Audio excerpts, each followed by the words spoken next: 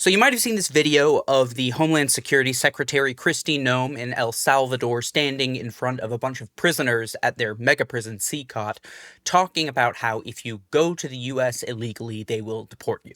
I want to point out one very specific thing she says that undermines her entire argument. Do not come to our country illegally.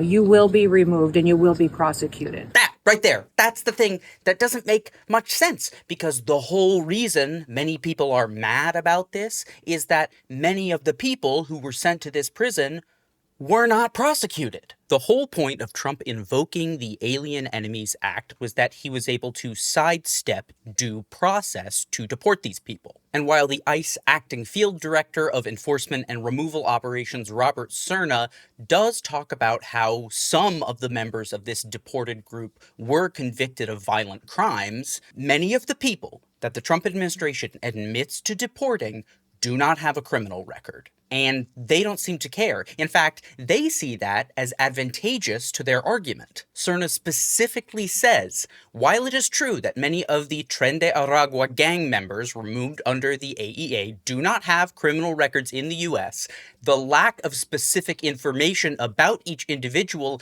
actually highlights the risk they pose and demonstrates that they are terrorists with regard to whom we lack a complete profile. This goes against fundamental principles of American criminal justice. The whole point of this is that we have due process. If they think you have committed a crime, there is steps that we go through in order to prove that crime. And remember, because many of these people have not been convicted, many of whom not even charged with a crime, we are to presume them innocent. That is how it works. But according to the Trump administration, you're presumed guilty and have to prove your innocence. The exact opposite of how our laws work in the United States.